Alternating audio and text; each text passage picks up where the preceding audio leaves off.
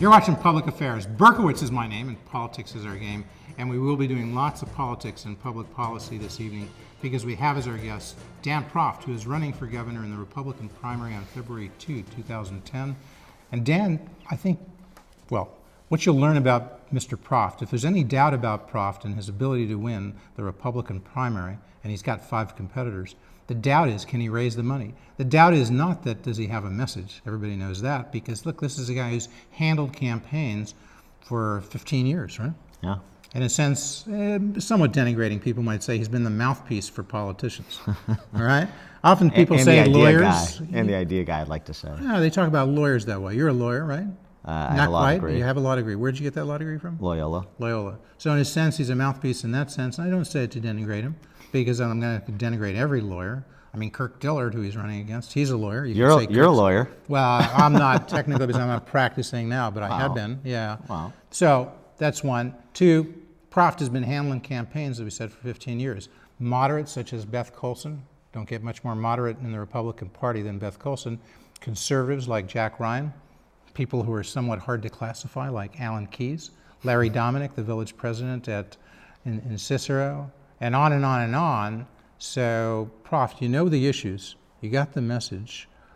What people wonder is, can you raise the money? Because you yourself would say, to be a serious candidate, to be a credible candidate, somebody who can really win, you got to raise in the primary, what, $2-3 million at least? Well, yeah, that's what we originally budgeted for, and I think that's correct. Look, money is not just a function of being able to broadcast a message. It's also an indication of support, and we're building that support as the summer moves on and as we get into kind of the sprint to the finish, where people are really looking and sizing up the candidates and trying to distinguish, who's serious, who has a message, which is the most important thing, who has interesting, innovative ideas on the salient issues of the day, and who is an articulate spokesman for a vision for the Republican Party, a conservative reform vision that gets us back to winning elections again. And so I'm confident that we'll be able to raise the money, but it's a difficult process that doesn't happen in one day. It takes hard work over the course of the entire election cycle. Is your message that the problem with Illinois is there's the Chicago 9? My message is this, my diagnosis is this, is that the politicians in both parties say Illinois is broken, the system is broken. And my message is Illinois isn't broken, it's fixed. In other words, the fix is in for the politically connected. Illinois state government is producing exactly what it is intended to produce, which is secure jobs and guaranteed pensions for the patronage armies that in turn provide the political support that sustains and advances the careers of the 9 Chicago Democrats who run the show in this state. They're the folks who do the fixing, the Chicago 9? Yeah. Who are those Chicago 9 for those less tutored? Pat Quinn, Lisa Madigan, Jesse White. Well, let me stop. So Pat Quinn, the governor, Lisa Madigan, the attorney general, Jesse White, Secretary of State, Dan Hines, comptroller, Alexi Janulius. But well, he's the state treasurer and possible U.S. Senate candidate. Mike Madigan. We all know who he is. Speaker Mike Madigan, who's chairman of the Illinois Democratic Party. He's been speaker for all but 2 of the last, 30 years? 26 years. All but 2 of the last 26 years. So he is the most powerful, just the most powerful Democrat, most powerful politician in the state of Illinois. Without question. Okay. John Cullerton. Senate president. Todd Stroger. Cook County board president. And Rich Daley. Mayor of the city of Chicago. Those 9 Chicago Democrats who live within a few miles of one another control $70 billion worth of government in the state and 125,000 public sector jobs. That's who state government has become about. It's become about them, their power, and their influence in the state, and they need to be held accountable for destroying the state's economy. On their watch, Illinois is the 48th ranked economy, 48th ranked state in terms of economic performance over the last decade, ahead of only Ohio and Michigan. In calendar year 2008, we lost 175,000 private sector jobs, while public sector headcount stayed the same. They need to be held accountable. If you took a poll and you asked people across the state of Illinois, say in 2005, 2006, before the national recession hit, right, and you asked people, how's it going? They'd probably say it's going pretty well. Despite what you just said about being 48th, I mean, Rod Blagojevich was re-elected governor in 2006, only 50% of the vote because the Green Party took 10% and Judy Bart Topinka took about 40%. It sounds like a resounding affirmation of Rod Blagojevich, the Illinois economy, and the Chicago 9? No, it was an absence of choice. What really, I mean, Rob Blagojevich was reelected in 2006. He had a 60% disapproval rating at the time. People knew that Illinois was on the wrong track at the time, but the Republican Party, as it has failed to do over the last decade, failed to provide a clear contrast message. Instead of making distinctions, we blurred the lines. Instead of speaking with moral clarity, we parsed words. And so voters really didn't feel like they had a choice, which is why from 2002 to 2006, the Republican Party lost 190,000 primary voters. They didn't stop becoming Republicans. They stopped seeing a party that represented them. And this really highlights the rationale for my candidacy, which is I want to breach the leadership vacuum, the gap, and fill that leadership vacuum that we all see, that everybody knows is there, and speak with moral clarity, not be afraid of the Chicago 9, not buy into this false virtue of bipartisanship, which has been nothing more than going along to get along in Springfield, and present that clear contrast conservative reform vision for this state. What are the three major issues that you think shows the contrast with the Chicago 9? Well, I mean, the big Your contrast. Yeah, the big ticket issues, you have to, if you're serious about reforming state government, if you're serious about making Illinois a growth state, you have to address the big ticket systems in state government. That means our business climate, so taxing and spending policy. That means K through 12 education. That means Medicaid, and I would throw a fourth one in there. That means our transportation infrastructure, because transportation is the comparative advantage that Illinois enjoys in this nation in terms of our economic viability. So we have transportation, we have healthcare and Medicaid, we've got education. What was the first one? The business climate, taxing and spending That's policies numero that uno? drive business climate. Is that the most important Well, one? sure, especially in this economy where we're hemorrhaging jobs and you've got businesses and families fleeing the state like it's on fire. That's critical. So what would you do to change the business climate if you were the governor? Well, I mean, we have Republicans running around congratulating themselves for opposing the Quinn tax increase. They confuse beginnings for endings. Opposing the Quinn tax increase is a beginning, not an end. Even without those tax increases, look where we're at. We have an economy circling the drain. What we need to do is cut taxes on productive activity. That means cutting the state income tax, cutting the state corporate income tax. What we need to do on the spending side is put handcuffs on Springfield. We need to impose statutory spending caps that limit state spending growth year over year to population growth plus inflation, no more. And if we have a good year and revenue exceeds that increase, then that money is rebated to taxpayers rather than put in some rainy day fund. And we have examples for this. California did this very thing in the 80s. Colorado did the same thing in the 90s. And in both those states, during both those periods, that policy ushered in strong periods of economic growth. That's what we need to do here. What happened in Colorado? Because you had the state going Republican, you had a Right. Republican governor, you had Republican Owens. senators. Mm-hmm. It's now changed. Do you have two? You now have a Right. Democratic governor. Do you have one or two Democratic senators? Right. What happened? Where did it go wrong? Well, because it went wrong with the state and it went wrong with the national platform in Colorado, didn't it? They Yeah. lost the senators, they lost the governor. Yeah, well, what happened was the Tabor law, which I'm talking about, that statutory spending caps, that was watered down by the teachers' unions. And Republicans kind of caved on education because they bought into this false argument that it's always about more money. And so once they watered down the spending caps and once Colorado's economy started stagnating, not to the extent of Illinois', but certainly along that same continuum, Democrats rebounded. You cannot give Democrats an inch. And it's the same thing with these folks in Springfield. You have to take the fight to them, hold them accountable for what has happened on their watch, and then articulate the better way, articulate the way where Illinois could go, what Illinois could be if we pursue this conservative reform So you're agenda. talking to improve the business climate in Illinois. You're saying cut the income tax rate. Is that what you're saying? Yes. Right now, it's virtually 3%. 3% across the board. It There's is. some It's a flat exemptions. tax. And so you would make it, what, 2.5%? 2%? What would you do? I don't have specifics yet, but here's what I would do ultimately, what I'd like to do ultimately over the next 7 to 10 years is phase out the income tax altogether. Okay, but you like economics, right? You're somebody who's got a Yes. favorite economist. Yes. A lot of people come on the Yes. show, we say, what's your favorite book, favorite song, Right. whatever. Dan Proft, we ask him, who's his favorite economist? Because you've got one, right? I do. Milton Friedman. Milton Friedman, the great Nobel Prize-winning economist from the University of Chicago for Right. many, many years. Died, 3 years ago? 3 years ago. Okay. Every year, the Heartland Institute celebrates on July 31 his birth. Right. They did just now, this year. They started doing that when he died. They've done it for 3 years. You were the guest speaker, right? Right, I was. And you were speaking about Milton Friedman and how he influenced you. That's right. How did he influence you? Because your philosophy, you want to tell people what you're doing, what you want to do with the state of Illinois. Yeah. It's very much coming out of Milton Friedman's economic philosophy, right? Well, it's coming out of his economic philosophy of essentially promoting freedom and empowering people with choice, particularly in the K through 12 area. But it's also his approach and his attitude. His approach was to be intellectually curious, to investigate things, and to go where the evidence suggested the answer was. So he was somebody that logically analyzed evidence to public policy conclusions. He wasn't an ideologue per se. He was somebody that analyzed the evidence and looked at behavior. And then the attitude, which is really critical and which I really, it was frankly inspiring, standing up to bullies. Milton Friedman was not afraid to stand up to bullies who had wrong ideas, whose ideas really destroyed people's lives or certainly cut them off from opportunities they would otherwise have. He would stand up to those folks. Intellectual bullies. Well, yes, intellectual. Yeah, well, I mean, intellectual. physically, he was about 5 feet tall. Yeah, well, I'm not saying he was throwing punches. No, but the contrast, I actually took classes with Milton.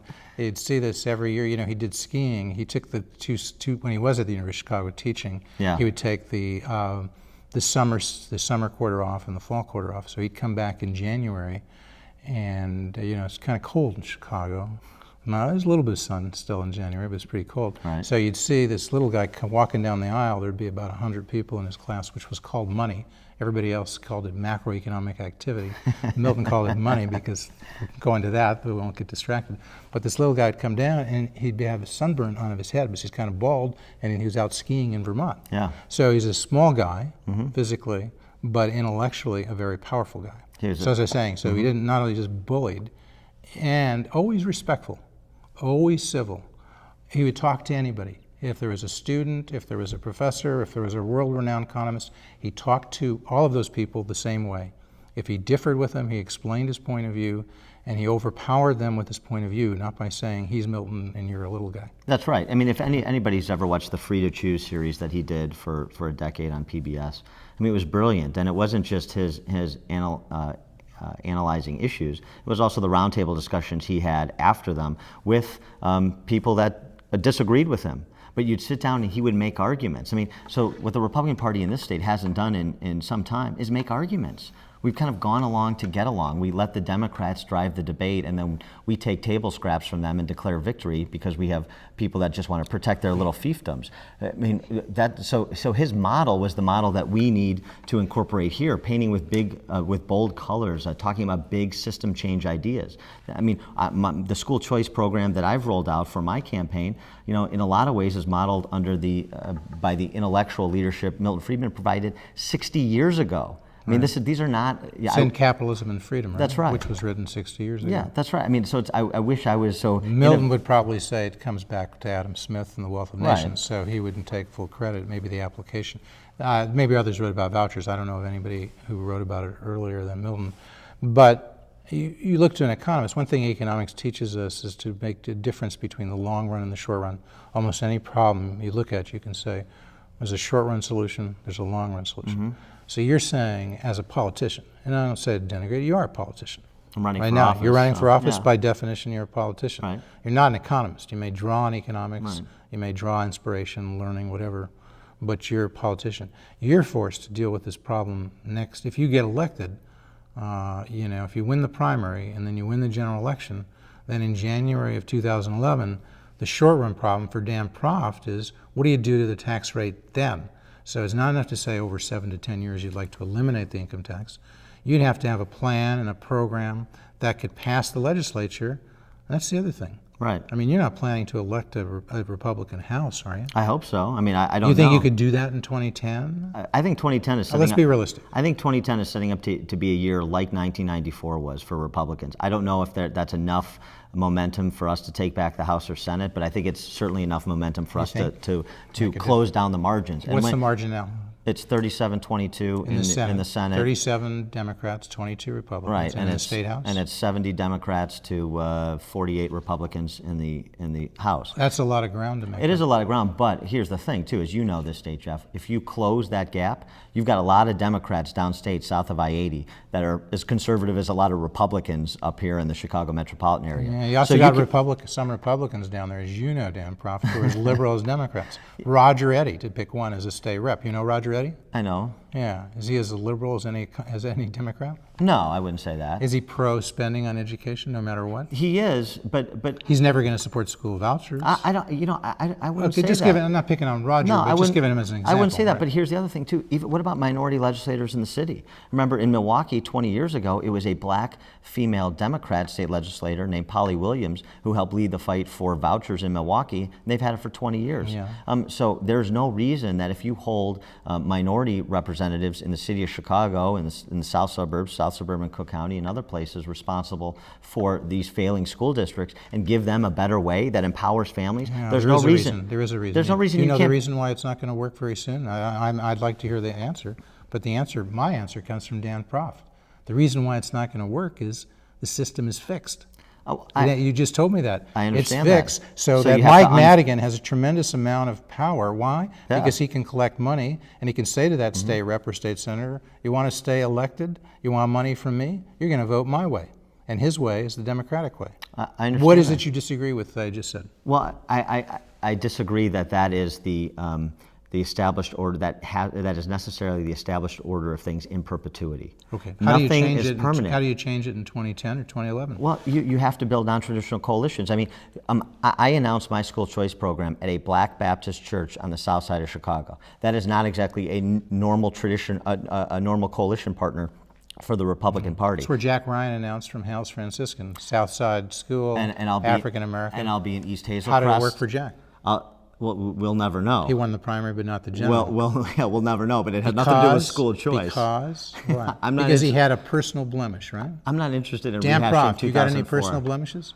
I was born with original sin as a Catholic, and I've added to it considerally over my 37 But years. any personal blemishes that are comparable to what Jack Ryan had? I've never been married, so it's not the same. So It it's not can't the be the same by definition. You're 37 years old? I am. You were single? I am. You live in Chicago? I do. You take the oath? No skeletons? I am not here to present myself as a person without flaw. Okay. What I'm here to do is say. But not so many flaws that your message would be overridden. No, and this is I not don't to, believe this is so. not to No, this is not there's- to make a bad example of Jack Ryan. There's a lot to admire in Jack Ryan, but Jack Ryan felt because of what was brought out about him, he couldn't proceed. He may have actually been wrong. You probably say he was wrong, right? Yeah, I think he should have. He should have stayed. Continued. Could have had a much Yes. better election, a much Yes. better race. You would Yes. have been much happier representing Jack Ryan or being the handler of Jack Ryan than the handler of Alan Keyes. right? Yes, for sure. But you yourself described it turned into, what'd you say, a Pentecostal revival as opposed to a political campaign? Did I get that right? Alan Keyes? Well, yeah, it was more like a kind of a strange prophetic or pseudo-prophetic experience than any type of realpolitik campaign, which is what this is. So that's how it can go wrong. But let me just get back to Yeah. the short run.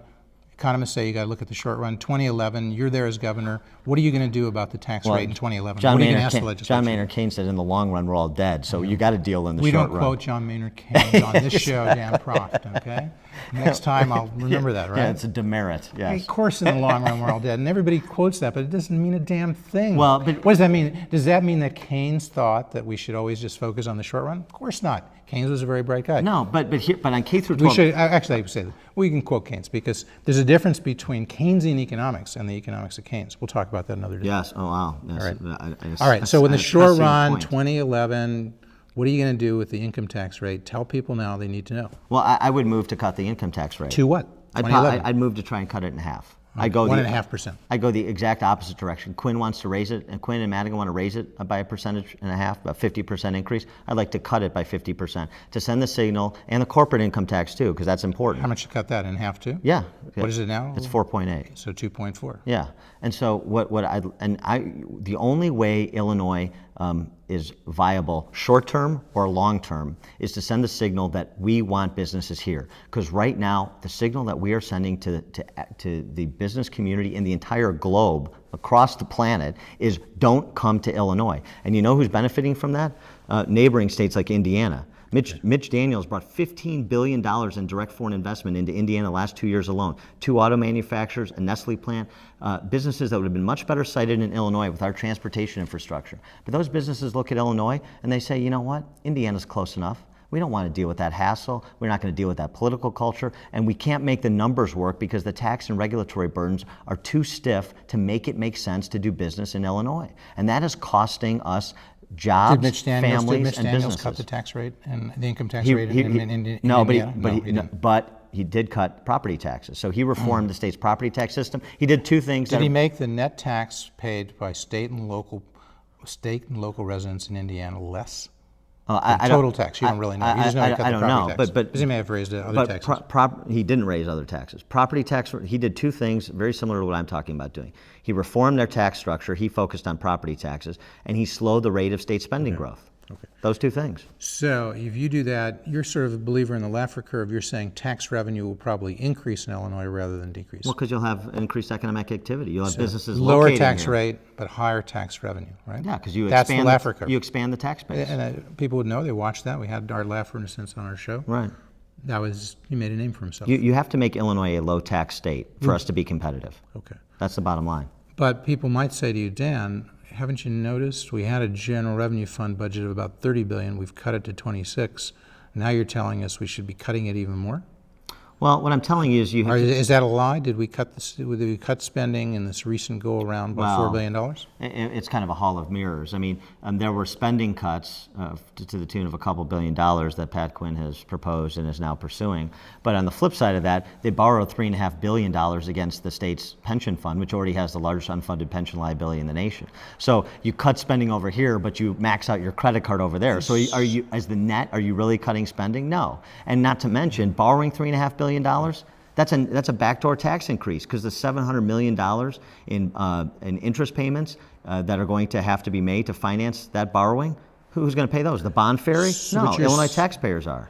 It'll take a while for the word to get out and be believed that tax rates are going down in Illinois in 2011 if you're governor. Take a while. So in 2011, are you going to have to cut spending further because you're not going to get an increase in revenue for a year or 2? I'll move for state spending caps immediately because that's the only way you can institute discipline. Cap by the rate of inflation? Yeah, cap. So they cannot grow any more than the rate of inflation plus population growth year over year. Has it grown dramatically more in the last 7 years under Democratic rule? In the last 10 years? Last 7 years. So it's just because that's when the Democrats took over the governor's chair. This isn't just about Democrats. This is about Republicans who've also been complicit in the Democratic policies. So let's go back the last 10 years. George Ryan, Rod Blagojevich, now Pat Quinn, right?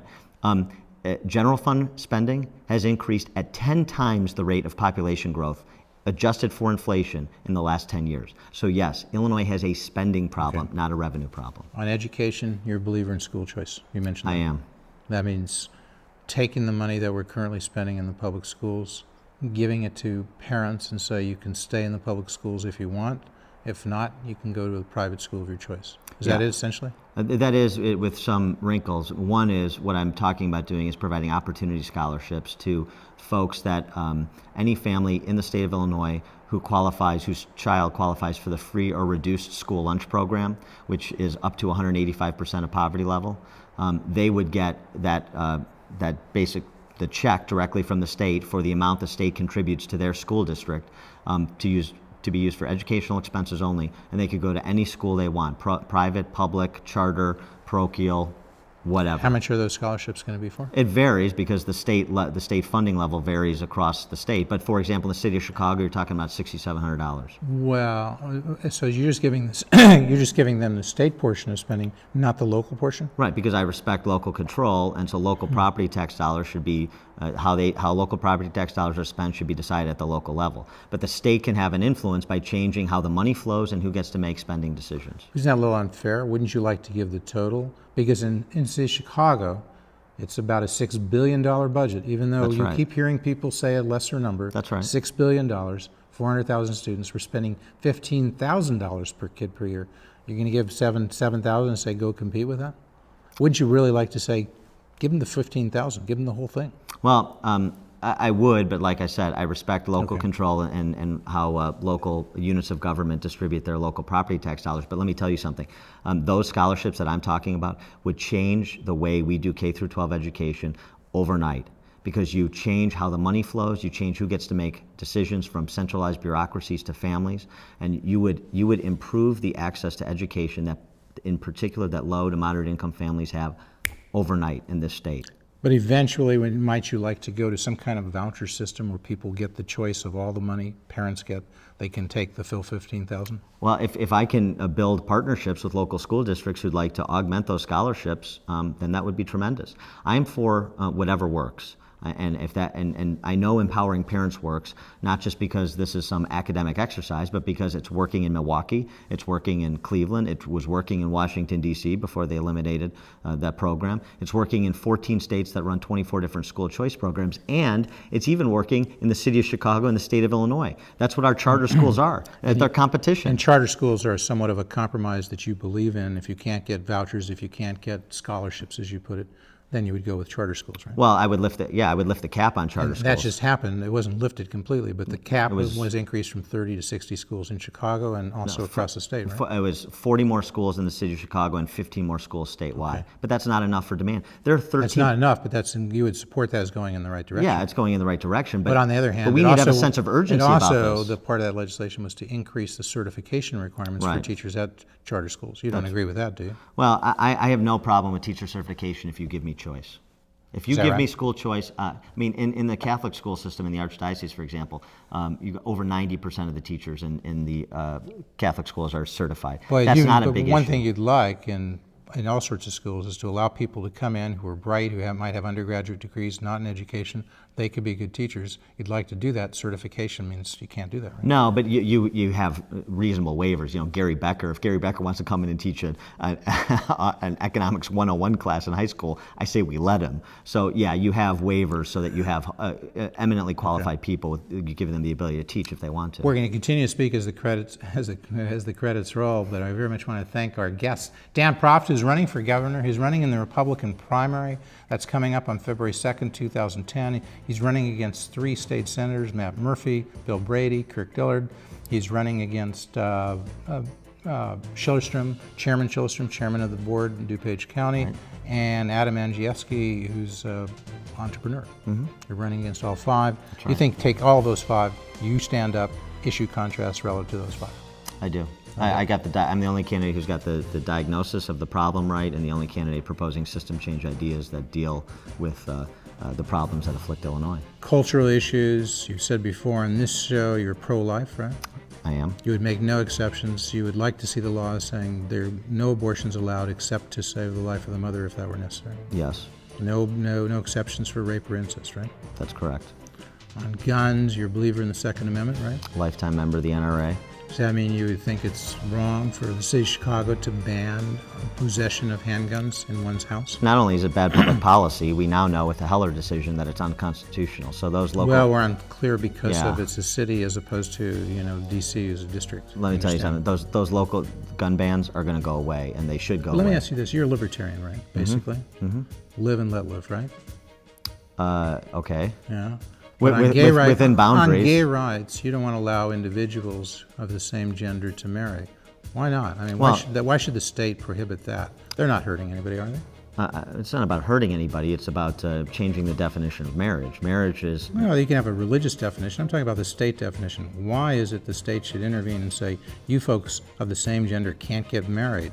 If the Catholic religion wants to say that, they can say what they want. Well, of course they can. But my point is the state should not get in the business of redefining marriage. It is in the business of defining marriage, but why shouldn't it define it in a way that's consistent with your libertarian philosophy? Well, it's not consistent with social mores.